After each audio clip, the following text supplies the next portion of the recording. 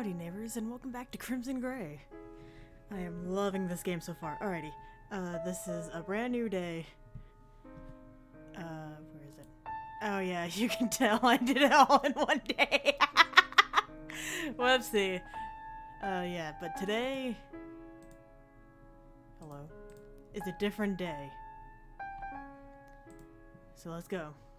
It was not an issue, but at the end of the therapy session, as he got up to leave, he felt like he had his answer. I don't remember what the question was. Oh. Ask Mr. Smith how to stabilize a person. Mrs. Smith. I don't like that spelling. Hypothetically, if someone had obsessive compulsive disorder, how could you help them? Well, Koitek has, other than medicine. Say they're already taking it. What else? Well, obsessions are usually shaped by exposure to the object of the obsession. For example, if someone has arachnophobia, you start exposing them to pictures of spiders in safe contexts, slowly work up to greater exposure. If someone is obsessed with something, then it's often all about the feedback loop. Maybe it would be better for them to avoid it entirely, or maybe expose them to it in small, controlled doses. Dots. How are we supposed to do that with a girlfriend, though? What it's about, anyway. I'm just reading about it in class lately. Thanks, Mrs. Smith. Outside Mrs. Smith's office, John shook his head and tried to refocus. He wasn't sure how much of a threat Lizzie might be. Well, she killed someone in the other one, so... Very much. Maybe what he needed was to turn her own trick back on her. For the next several days, John stalked Lizzie through her routine. Part of her routine was stalking him, so that made things strange pretty quickly. But he made sure to keep an eye on her. She went about doing normal things, but lost track of her during most classes. And after observing closely, John realized that she tended to disappear during free periods as well. One day he spotted her slipping away and followed. She headed to an empty classroom right next to the cafeteria. Lizzie. Ah. Oh, John. Didn't expect to see you here. What is that beaker you're holding? It's a chemistry project we're working on. They let you take one of the beakers out of the lab with chemicals in it? Dots. Yeah. We have to raise the issue bluntly. I don't want you to kill her. My girlfriend. She's just someone in the same class. No competition between you. I don't like how she looks at you. Seriously? She won't dream of dating me. She's just being friendly. I don't like that either. Well, we don't have a choice. But if you just wait and don't hurt her, she'll go to a different class soon, and then she'll be gone. If you do try to hurt her, it'll only cause problems. It could only make something come between us, you know? Dots. Oh, those are not good eyes. That's all I had to say. I'll trust you not to do anything unwise, Lizzie. Do you trust me? Of course, John. I trust you completely. Good. So the day okay? Okay. She smiled at him adoringly as he left. John felt better about the situation until he got home, and his mood crashed. He honestly had no idea if it was a premonition or just depression. Either way, he went to sleep and stopped thinking for a while. She's gonna be dead, ain't she? Several days later, there was an incident of food poisoning in the cafeteria. Fuck. I wasn't there at the time, but everyone heard all about it from the teachers. Several students got sick, and one died. His lab partner. God fucking damn it. Next day, Lizzie was with him almost the entire time. She never slipped off like usual, and was nowhere near the cafeteria at the time of the food poisoning. But that day, she brought lunches for the both of them. There's something she did frequently, but still stuck in John's mind. And he couldn't let the issue go. Death changed the atmosphere of the school entirely. Students who were excited about graduating were now somber. A terrible, pale cast over everything. There was a large investigation, and police seemed more grim than a simple food poisoning warranted. Not only that, they brought with them first food inspectors and scientists from Koitek. But in the end, there were no changes. The school received a minor reprimand for carelessness, and now cafeteria guidelines were implemented, but nothing changed. Except she had no lab partner, and Lizzie seemed purely happy about it. John, you look so serious. What are you thinking about? You have to answer honestly. This is not a good idea. The girl who died. Dots. So strange that even though everyone ate from the same line, only a few girls got sick. But they were all sitting together. They were the ones who had the bad food, right? Maybe. Dots. Do you think I did it? Did you? Dots. John is so silly. I told you I wouldn't do anything, didn't I? Yes, you did. Then of course you wouldn't do anything. Now eat your food, or it'll get cold. From that moment on, he didn't think about the issue much, but he felt a grim certainty that it had been poisoned. The worst part was, he didn't change anything. He and Lizzie kept dating. She was a murderer. Yet he took joy in her presence and let her pick him up when he was depressed.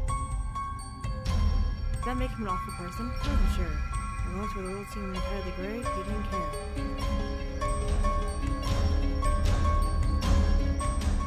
The school year got away from him a little. Despite everything that he had been through, John found himself returning to something like a routine. He and Lizzie managed to act almost like a normal boyfriend and girlfriend. The occasional romantic date seemed to go a long way toward keeping her calm. The sky still looked very gray to him, and he felt lighter than he had in a long time. On occasion, he still headed to the library to try to look up more about Koitek, to see if he could find out more about Lizzie's condition. Lily's condition is what I was gonna say. I was going terribly well. All he could go on was old microfilm, and random ideas, which was part of why he brought Lizzie, but she seemed uninterested. Oh! So he sat back and just shook his head. Maybe we're just not gonna learn anything. That be bad? Maybe it's not. I've always wanted answers, explanations, or to put things together. When I got depressed, that didn't work. Chemicals and social structures and trends. None of that really explained it. Things just happened. Maybe this is like that. Maybe we don't need to worry about exact answers. Just live our lives. It is a good way to think about it. Actually, that reminds me of something I've been wanting to ask you. The county fair is coming up next month. Can we go? Oh. Yeah, I can skip this. And then they're talking about yuckies that they did at the house. Lizzie met him at the edge of the fair, shifting from foot to foot eagerly. Her face lit up when she saw him, and she immediately hurried to meet him. You're finally here. It was so much fun. Honestly, I haven't gone to the fair in a few years. Oh, I think we can find some fun. Besides, the important thing is that people will see us together. What? It doesn't really count unless the guys want to go to the fair with you. Guys don't talk like that? No. I guess let's have fun. Let's go see what all they have. For a while they just wandered, checking out all the attractions. Since the fair was still getting started up, it was easy to grab food and cotton candy, which Lizzie happily fed him pieces of while they walked together.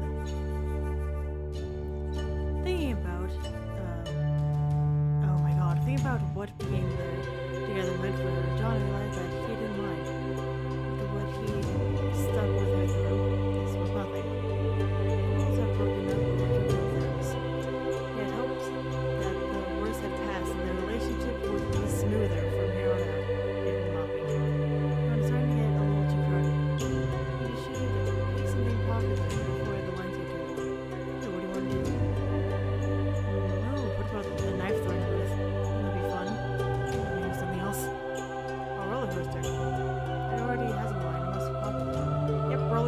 it. They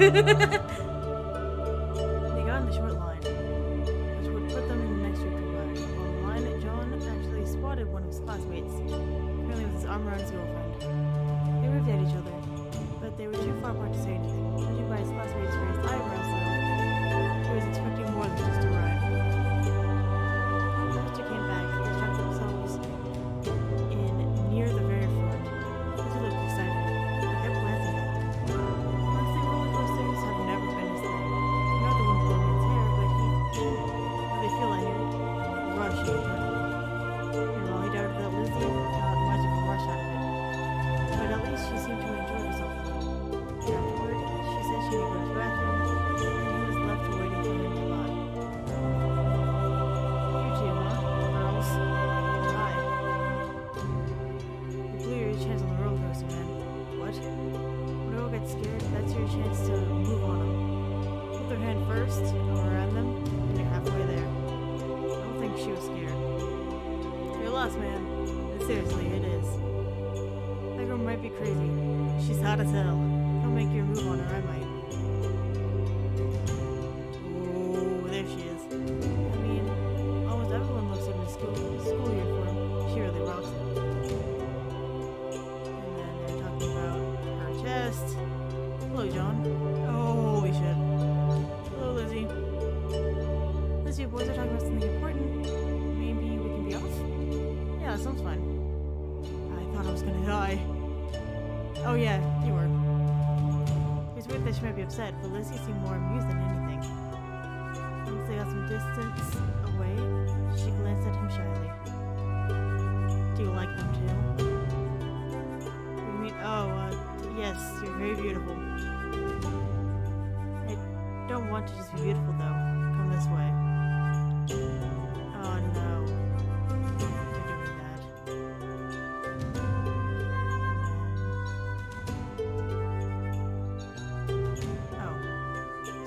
Back out the alley. John felt like everyone must have noticed, but no one even looked at them. It hadn't even taken that long. His classmate and his girlfriend were just now getting off the ride.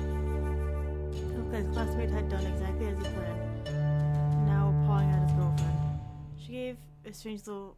She gave a strange little laugh, but that didn't stop him.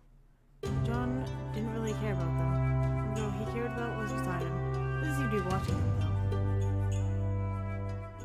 You just like all murder? What are you talking about? If I knew about something, I could stop it. Would you want me to? Yeah, of course, Lizzie. Is something wrong? Dots. Can you buy me some cotton candy? Promise I'll be right back. Lizzie, you can talk to me about anything, right? I don't want you to look at me and be afraid. And then she vanished, moving away at surprising speed and disappearing around a tent. John blinked, stunned at how fast the evening had turned. Had he done something wrong? Or was something seriously terrible going on? He felt like he should have stopped her from leaving. He doubted that he could have.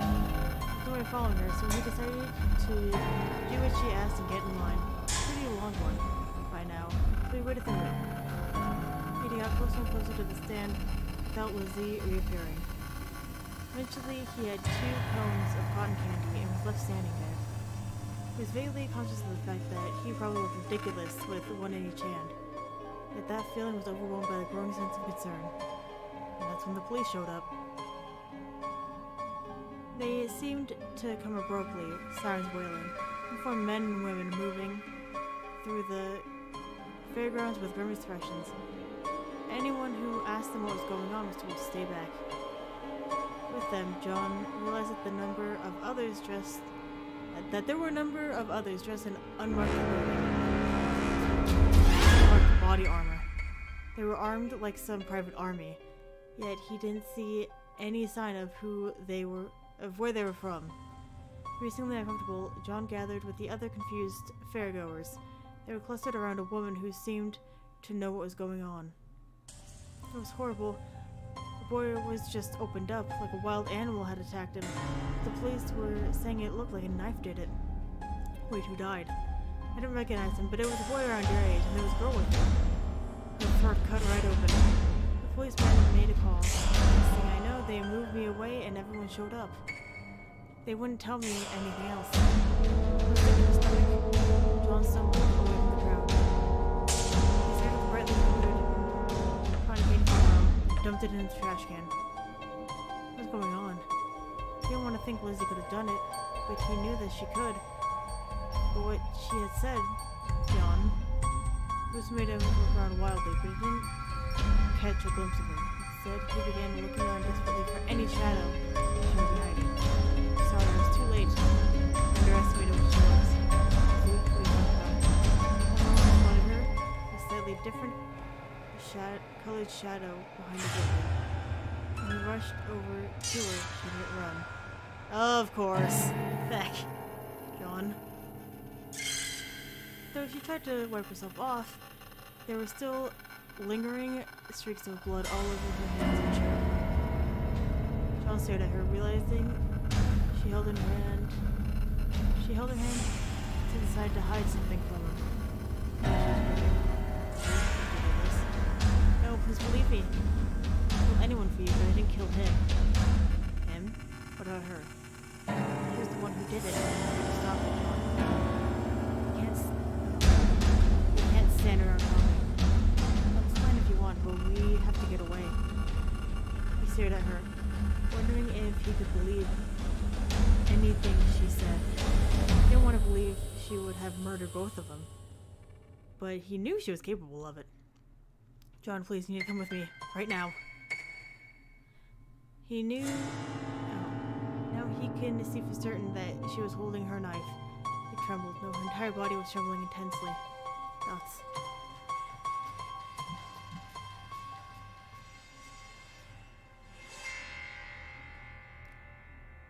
Run to the police. Like now a choke sob, John turned and ran. The instant he did so, a flood of terror burst forth inside of him. He looked back over his shoulder. Lizzie wasn't chasing after him. Instead, tears were streaming down her face. I'm sorry, I'm so sorry. Sir Officer, you have to help me.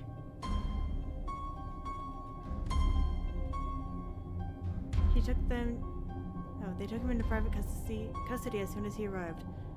When he tried to ask questions, he was ignored. He managed to sit in. They gave him a cup of hot chocolate, as if it could help. He sipped a little and didn't taste it. Then he heard shots fired. Looking away from the police near him, John sprinted toward where he heard the shots. There were more now, and screams of pain, and he stumbled to a halt and just stared. Yeah, there she is. Lizzie lay dead, and had fallen from her hand. She was surrounded by the bodies of several police officers and security agents. All around him, people were screaming and whining and crying, but those sounds became more and more distant with each passing moment. When they came to get him, he didn't even hear their questions. He sat numbly as they took him away and tried to care for him.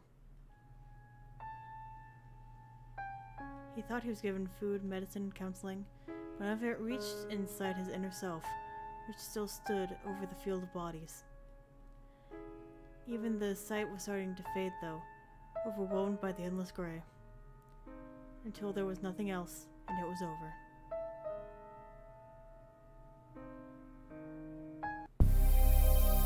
Alarm. Damn. That sucks.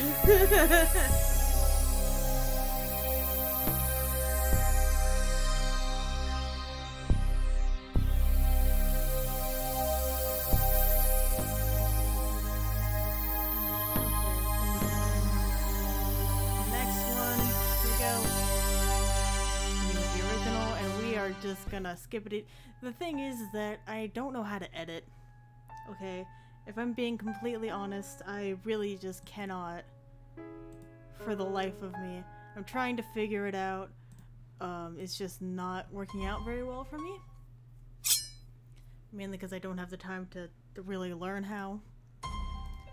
But I'm working on it, which is why you keep seeing me fast forward through all of this. Just so that way I can make it go. And it won't be nearly as, what's it called? Nearly as boring. as I'm doing this.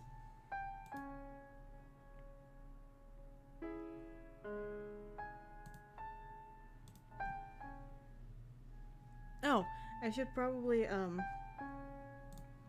tell you. Like I thought I did a couple of times ago, but I could be a fool. But I'm following a walkthrough right now, just that way I can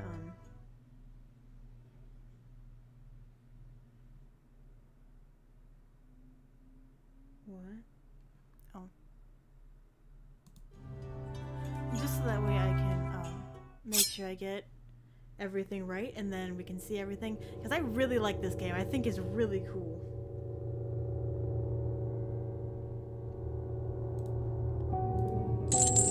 But I just don't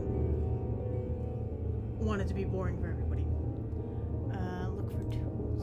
Ooh. The table had been placed out of reach of the weapons. Toolbox. I need to actually read this. I managed to get around the table to it and began examining them. The metal cupboard that appeared to be locked, but he looked through the rest. There was a toolbox that he thought was locked at first, but eventually he realized it was only stuck. With some effort, he got it open and looked through. Most of it was random aging tools. He found a screwdriver that looked to be in good shape. Did he escape? He saw several possibilities. The moment he heard Lizzie return, it was too late.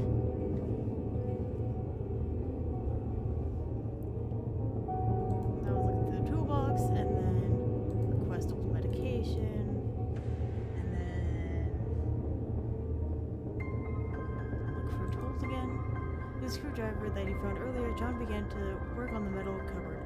The lock appeared to be a simple one, and he just wedged the screwdriver between the doors. He was afraid that he might make marks that Lizzie would notice, but the cupboard was already a battered old thing. After a lot of tedious poking at it, John was starting to worry he wouldn't accomplish anything. Then out of nowhere, he managed to budge the latch just a little. Filled with new energy, John kept jabbing at it, occasionally pushing it just a little further. Eventually, he managed to open the cabinet. It made a painfully loud sound, but he was fairly confident Lizzie wasn't back yet. Now he could really see the tools inside. The first feeling he had wasted all his effort. Most of the tools were useless things like rakes and mops. Then he spotted it leaning against the back crowbar. It was a little odd, but it looked sturdy.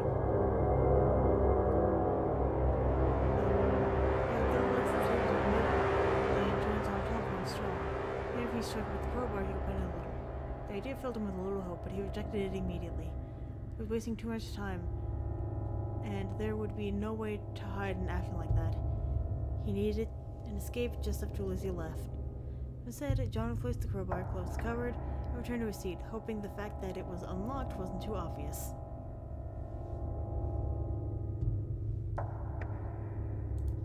And then it is mortality.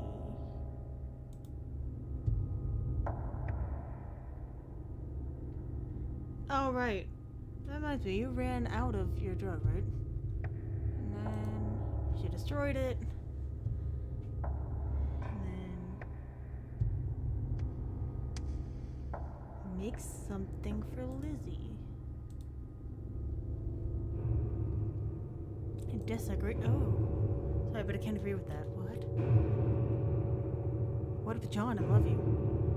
Yes, but if you were convinced my love required to use a knife on me, do it. Dots. Oh, so sweet. What? If you were afraid of me, you never would have been so honest. But even with all my weapons right here, you don't try to lie to me. Oh, John, I hope you're wrong. I would never ever want to hurt you. But I'm so happy you said what you really think. John swallowed uncomfortably. I wasn't sure where he had expected honesty to go. But this was better than he expected. That's the John I love. I want you to accept me. Just like that. And you do. Even though you're still worried. She wrapped her arms around his neck, still carrying the knife. Good. And kissed him briefly on the forehead. After that, she lowered to his face, hastily for a moment, and then pulled back without kissing him on the lips. Oh, you have no idea how much I want to do that right now, but I'll wait. I'll wait until you trust me. Do you trust me enough to let me go? Soon, darling, soon. Good, that's what I wanted to hear. And then she was doing that, and now we have to use the crowbar. Hell to the yeah! Yeah! John carefully retrieved the crowbar and stood by the table for a while, just trying to motivate himself enough to actually do it. Eventually he decided he didn't have a choice. He couldn't come this far to back down. He took a deep breath, pulled back, and swung. First blow glanced off uselessly. He nearly gave up, but he forced himself to try again. This time the table creaked. Blow after blow, he slowly bent the table leg inward. It made a horrible noise, but it just motivated him to hit harder. There was no hope of going back now. At last, the table leg stuck inward at an awkward angle. John dropped the crowbar and bent over, catching his breath. He knew he should check if it was enough, but he almost didn't want to. Eventually he bent down and tugged the shackle attached to the table leg. With enough tugging, he managed to pull it off. And he was free, maybe? Suddenly unable to deal with uncertainty, he grabbed the loose chair so he wouldn't tip over it and rushed to the stairs. Yes, the door was unlocked. He stepped out into the hallway and took a deep breath. He might have locked the front door, but he could always break a window if necessary. But now they got this far, John hesitated. What now? Stay in the basement? Idiot. John set the screwdriver and crowbar on the table, and positioned his chair directly in the center of the basement. When he heard Lizzie enter, he sat down facing the door, making the unhooked shackle obvious. Lizzie came down the stairs not long after, a smile on her face. When she saw him, her expression became utterly blank. Dots. Hello, Lizzie. Dots. You stayed. Dots. I didn't have to do this. This is my fault. Lizzie calmed down. She was a bit upset. But I kidnapped you, and she was stumbling toward him. He tensed up when she reached behind her. But after pulling her knife from her waistband, she set it down on the table. I almost ruined the only thing I had. Sorry, John. I'm sorry. Sorry. The pain in her words was heartbreaking. Lizzie began to crumble, bending over with her back arched painfully. He moved to wrap his arms around her, keeping her curled against herself. Why are you so kind? Lizzie, I didn't want to hurt you either. Please calm down. Why did you stay alive? I trust you, and I would like to trust you more. You don't have to do anything like this. I won't leave you. I just want to be happy, to smile sweetly and say I love you, and I do love you with everything I am, but there's so much of everything. It's okay, Lizzie. Let out how you feel. I can't believe you stayed. I can't believe you're holding me. Those arms, Lizzie unleashed peal after peal of insane laughter. It was an unearthly quality to it, made his skin crawl. The just held her and closed his eyes. Yeah, it's a normal face, tell you what. Eventually the laughter faded, and she was still there. Tension in her body had dissipated, leaving her resting against him. When she looked up in his eyes, there was sweet love there, but also an intensity. He had never seen both of them in her at the same time, and it made him shiver involuntarily, but not necessarily in fear. John loves me. Oh my god, why are you in here? My cat, ladies and gentlemen, at the worst times. I do. I won't leave you. I never thought it'd be like this. This is who I am. I thought it would calm down if you loved me, but now I feel so alive. I don't know what to do with these feelings. Okay, Lizzie, I'll stay with you and we can figure it out together. Oh, then please kiss me, John. Ew.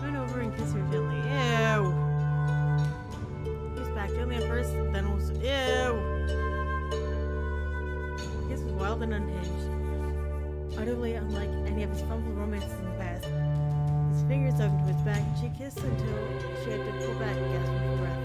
Thank you. Her eyes had softened again. He knew the intensity was still looking beneath, or underneath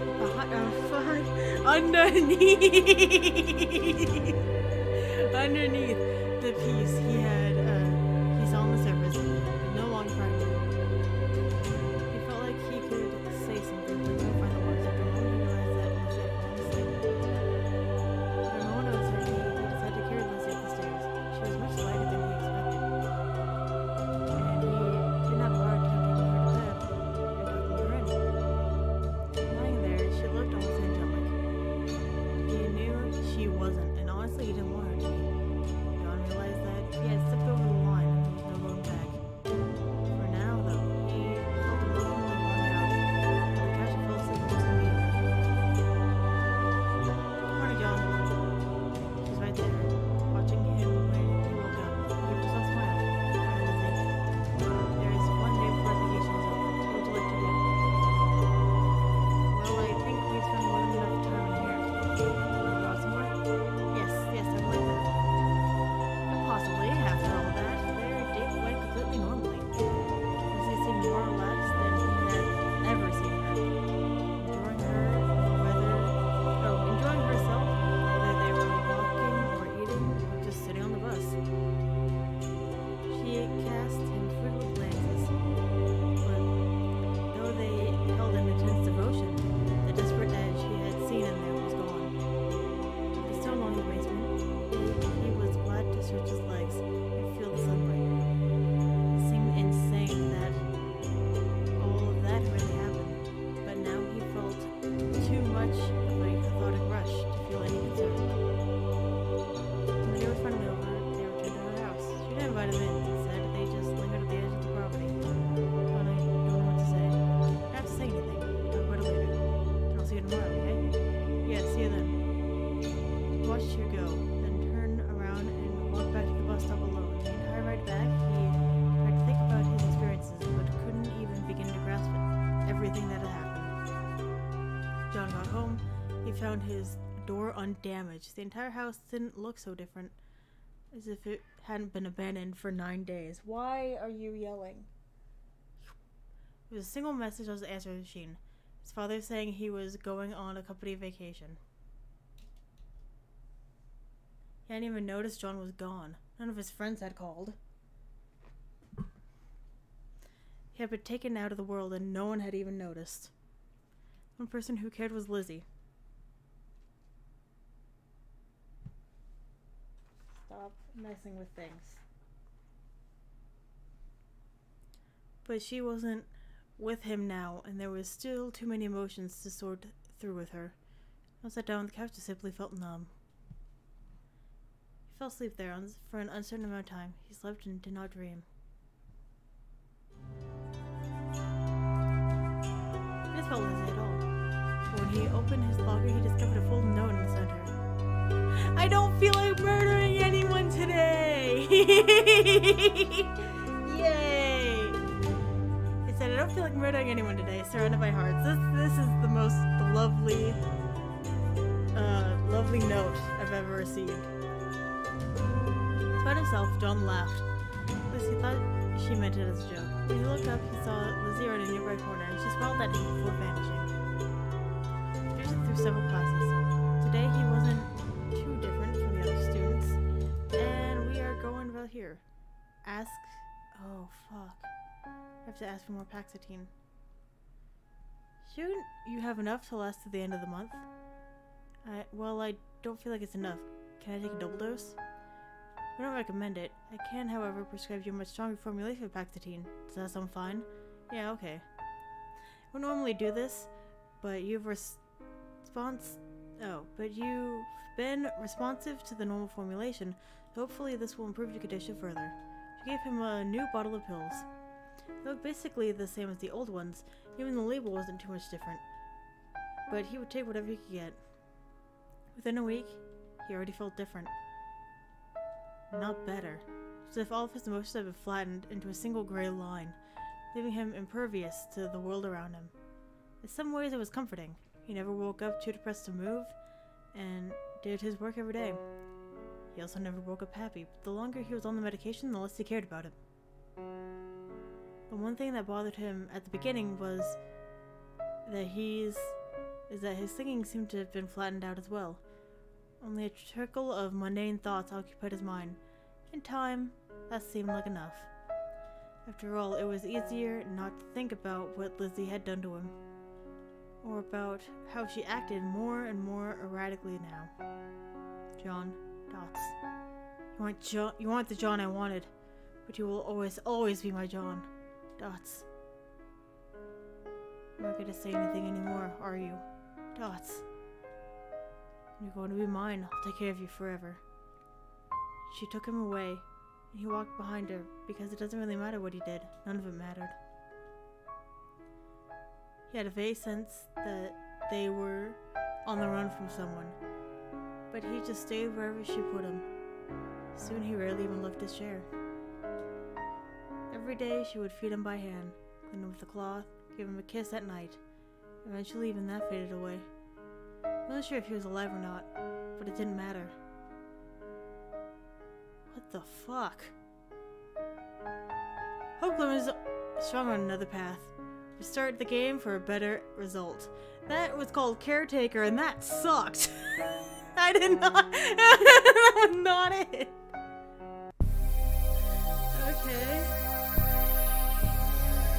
Okay, so now we have two options: true ending or saving the lab partner. So let's go for true ending.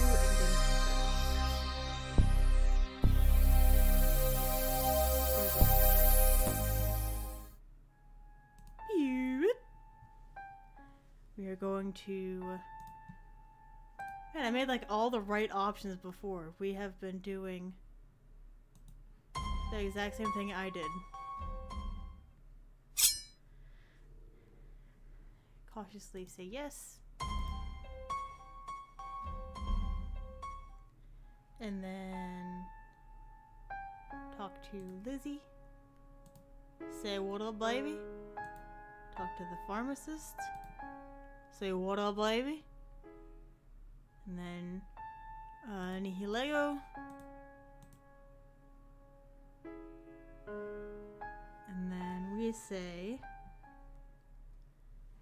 yes, we're dating. Kind of question is that?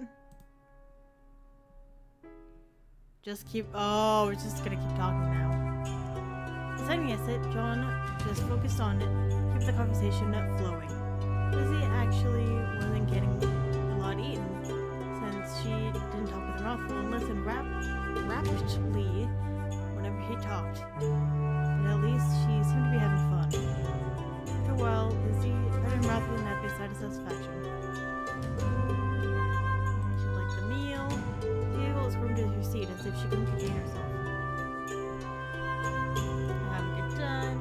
Got on the bus and Lizzie eagerly sat beside him. The conversation had gotten interrupted, and he was worried it would feel awkward, but Lizzie didn't seem to mind.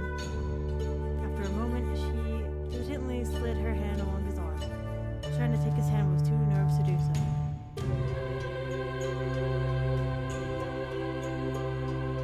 Take her hand. As Lizzie's fingers got closer, John moved to take her hand in his. She sat happily and leaned her head against his shoulder.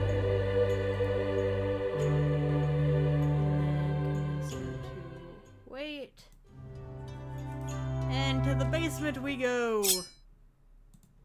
He's in. Look for tools.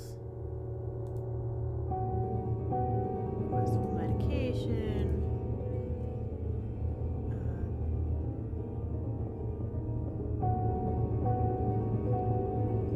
Look for tools.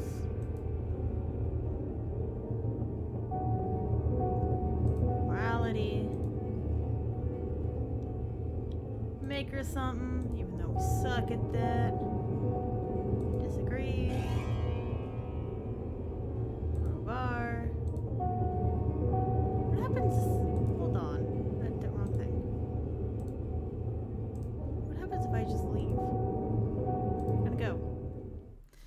whatever he needed to do, he couldn't be found breaking out by Lizzie.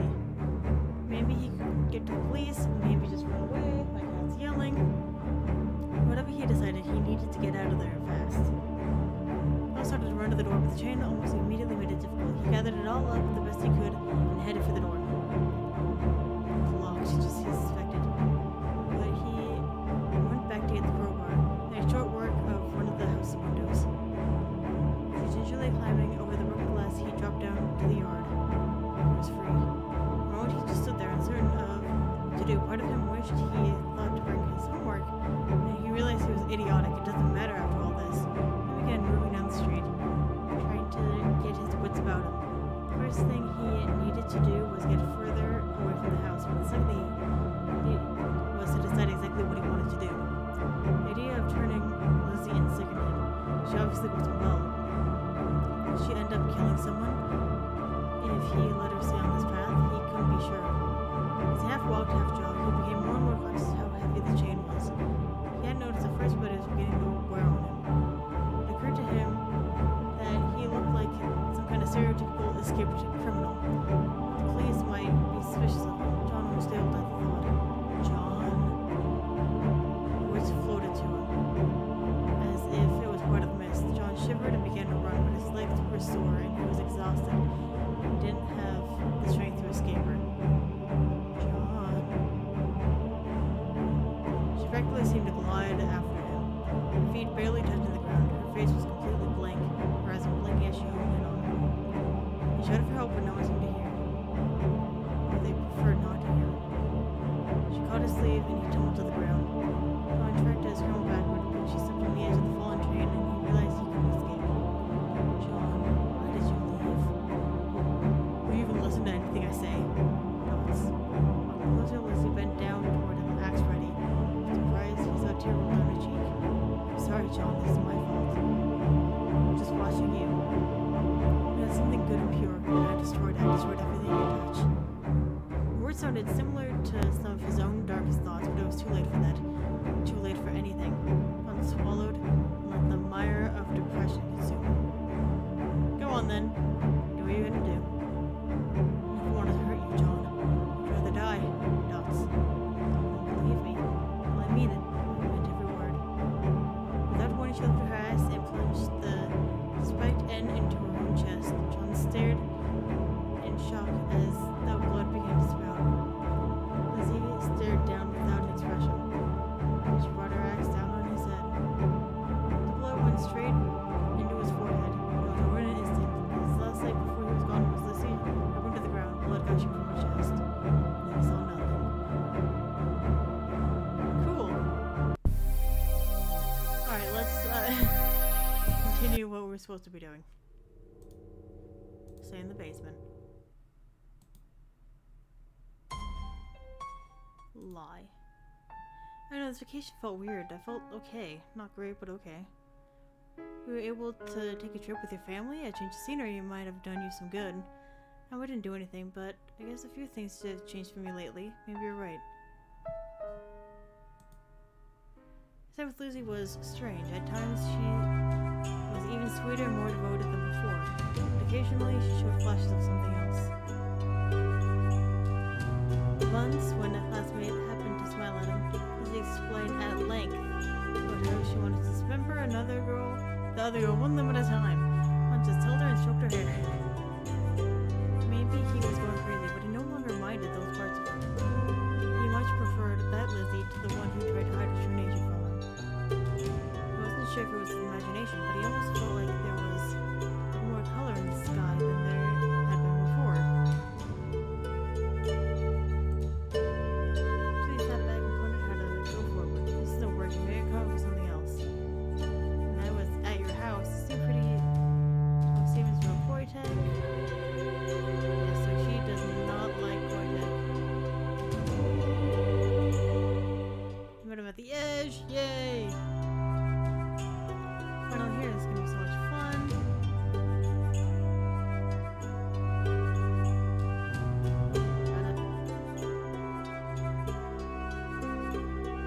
So for a while we just wandered, checking out all the attractions. Since the fair was was still getting started, it was easy to grab some fruit and cotton candy, which Lizzie happily fed him pieces of. Honestly, the thought of the idea of people thinking of them as boyfriend and girlfriend felt wrong, too trivial. He wasn't sure what word was appropriate for them, but after everything they had been through. But he was certain that he was more committed to Lizzie than he had ever been to anyone. The way her eyes met his, not trying to hide the madness within, she felt very at peace with their relationship. It felt right, whatever it was. That knife throwing booth? I suppose you want to try it? Of course I do. The man running the booth looked pretty sleazy, and John was fairly certain the game was rigged. There was a big guy in front of the line who only got a knife from one target and seemed pissed about it. Whoa, wanna impress your lady friend? We have nice prizes if you can get a few knives in. Actually, she'll be throwing. Huh? Just be careful, don't cut yourself, old lady. These knives are shit. Nuts. Well, we don't want people getting hurt, so I suppose that doesn't matter. Lizzie proceeded to hit the target with every single knife. She didn't just throw them. Her arm lashed out like a snake, and the next second a knife was deep into one of the targets. Remember in the booth, just looked irritated that his game had been beaten, but he grudgingly showed them to the wall of prizes as he clapped her hands gleefully. Oh, what should we get? You won, what do you want? I guess with the big teddy bear. On the top. I can take anything I want, right? Just where you want to go. Mom took down the bear and handed it to her. She hugged it with a cute little squirrel and skipped away. John followed with an odd expression. The stuffed bear, really? I like taking them apart. She cast a quick glance at him, hesitant for a moment. He smiled at her and she went on. He said, limb from limb. Don't we come down before I found you? Maybe we'd better not do that in public. If you want dismemberment bears, you can get dismemberment bears. Aw, how sweet! Seeing her win the game so effortlessly. What are words today? Thick! Seeing her win the game so effortlessly made him a bit curious, though. As part of the high striker booth, he directed him toward it. He kind of marveled at the pole, the bell on top. He'd seen them in pictures, but he hadn't been sure that they actually existed anymore. And then, try. Yeah, let's.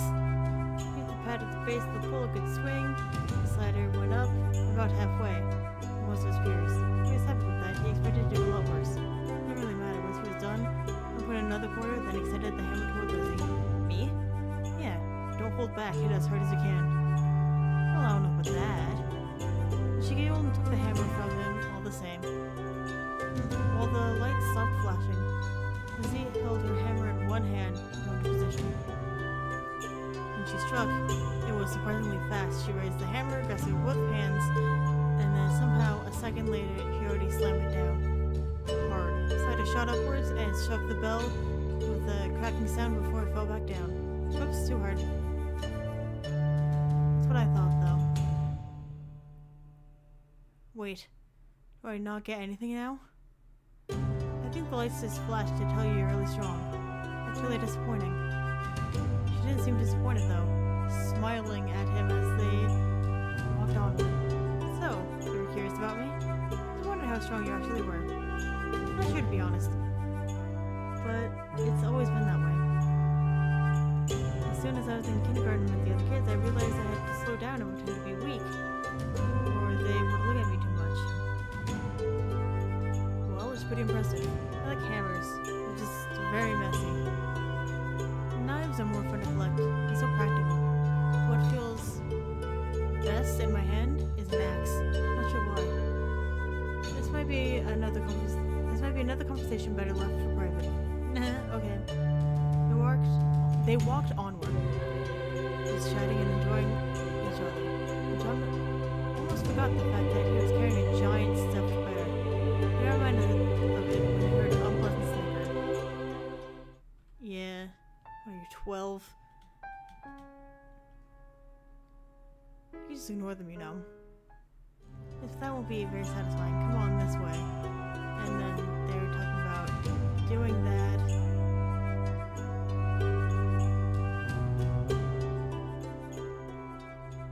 Something wrong. Some distance aren't normal. And then the man is dead.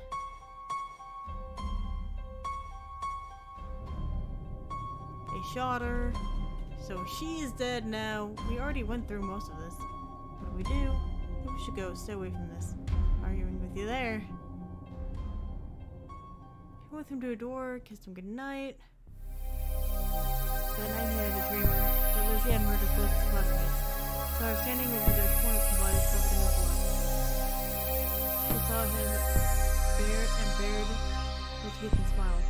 And kissed him, and then there was some bad dream. Ew. And they were talking about death. That day, he and Lizzie were even closer than before. When he saw her eyes light up whenever she looked at him, he felt like he could really be together with her forever. After school, they got a call to Mrs. Smith's office. He considered just not going. He wanted to spend the evening with Lizzie. The note seemed her. When he arrived, he found Mrs. Smith with a grim expression on her face. Are we doing alright? That felt like an eternity ago, but he realized that it was more or less true. He shook his head slowly. An old friend, but yeah, it's hard to believe. Well, I thought we should have a conversation. It's okay, Mrs. Smith. I feel like I'm doing okay. There are other students who probably need more than I do. I'm afraid I must assist. Lay down. So what do you want to talk to me about? My thoughts about the incident? No, there's no time for that today. Huh? I need to relax immediately. Whoa, don't like that. John began to settle back onto the couch, letting her words become meaningless hum. For the first time, he realized how wrong that was. He lay there, apparently relaxed. He tried to think back on to their past therapy sessions. The more he thought about it, the more he realized an ominous pattern.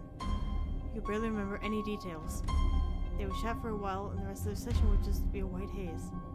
Ready? I need you to remain calm and come with me.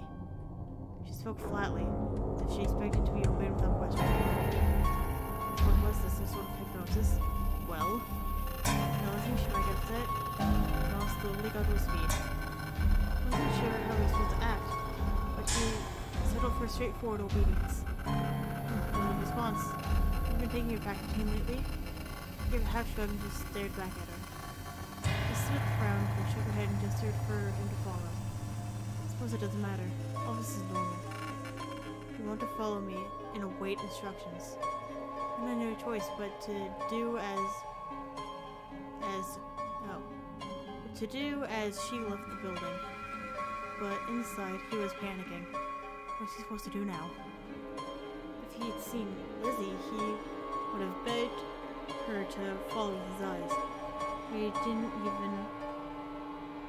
But he didn't see even a hint of her.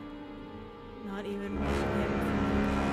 He walked outside and to the parking lot, where Mrs. Smith opened the passenger seat door of her car and gestured for him to get in. He stepped inside and tried to keep the tension off his face, so just staring forward. He didn't drive very far, just to a warehouse a few blocks from the school. It looked half abandoned. But when the car approached the gates and one of the garage doors opened for her. What the hell? Inside there were multiple armed men in gray body armor. He didn't see any insignias on them, any indication of who they worked for. Why have a seat, John? He got out of the car to obey. Then spotted a blank white table and two chairs placed in the center of the warehouse floor. Sitting down, he tried to stare blankly at the table, even as he analyzed what it held. And two metal briefcases. And, just to make things strange, a box of surgical gloves. Remain calm, but focus on me, John. Be aware of your surroundings. Be willing to accept what is right. That was elegant of lies. It seemed to work. Mrs. Smith barely even glanced at him, instead pulling on a pair of surgical gloves. We've brought you here for your own protection, John. I'm afraid that your girlfriend is not who you believe she is. Lizzie, what's the problem? Is she okay? I'm afraid not even close. Years ago, Koitek was an innovative company with the forefront of biochemical research. I'm afraid some of its founders were less than ethical. Has any of that to do with us? Shut up, I'm getting there. Testing standards were rather lax. Particularly, there were certain tests of new drug that should never have been certified. Dozens of lawsuits were settled for families who had suffered from the tests. It was right and good. Koitek acknowledges the mistakes of the past. Unfortunately, some of the mistakes were more enduring. 4 pregnant women participated in the tests without disclosing their pregnancies. They were, of course, removed as soon as the condition was realized, but it was too late for the embryos.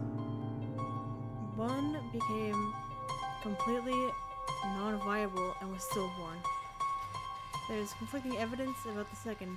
It appears the boy may have committed suicide at a young age, but we are confirmed with the last 2. One of them was the murderer who the police put down last night, and the last was Lizzie Dawes. Huh? You're saying Lizzie has some kind of condition? Early investigations suggest both girls are now normal, so the matter was closed, but recent events make it seem more likely that both of them were deeply disturbed. We love to see it. To put it blunt, the girl is not remotely stable. She is a danger to herself and others. They really think that would work? That he would just nod and accept the story with guards all around him, armed like paramilitary forces? And again, perhaps he was counting on her therapy to have a controlling effect. What the fuck is this? Either way, all he could do was keep up his act. There was no doubt truth in what she was saying, and he needed to learn more. Then, what do you want me to do? Why can't your guards take care of it? No, we don't want to hurt the girl at all. We want to help her. We would prefer she came in quietly. An implicit threat hung in the air. John swallowed and nodded. What am I supposed to do? The girl trusts you. If you can administer a sedative to her, then we can help her. Then we can with her without any unnecessary struggling. Miss Smith opened the first metal case, showing him a number of syringes filled with disturbingly bright liquid. They looked like chemicals that would melt metal, not ones that should go in anyone's body.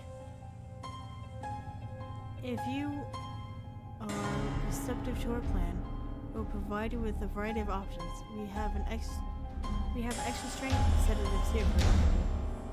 We're basing the incident yesterday. I personally believe we may need a more extreme option. I would advise you to use one of these. Fingers first and the last syringe in your case. The bright red liquid. A modified version of the chemical that Lizzie was exposed to in utero. Wouldn't that be really dangerous? Fuck. The right path? What? What is that face? Ew! Body could barely handle the level of exposure she already received. Original dose should lock her down entirely. You expect me to convince her to be injected or something like that? It does not need to be injected intravenously. Autopsy of the other will indicates the chemical has substantially affected the muscle tissue. So an injection into any muscle should be effective. Autopsy. This is more of a conspiracy than he imagined. But there was no time to reel from that now. John simply nodded, as if this was vaguely reasonable. Well, I want her to get the help she needs. Are you sure this won't hurt her? Let me be honest with you, John. There will likely be some pain as her body rejects this chemical. But it may be the only way to ensure she harms no one and cooperates with you. Therefore, it held his head in his hands, as if he needed to think. She desperately did need to do. Would they really just give him the syringes and let him go? He doubted it. At the very least, they'd be keeping him under surveillance. Talking directly to Lizzie would be impossible, and this is not what I wanted. I'm gonna end it here because I don't like this lady. I agree with Lizzie, this lady sucks. But thank you everybody for watching, and hopefully I'll see you later.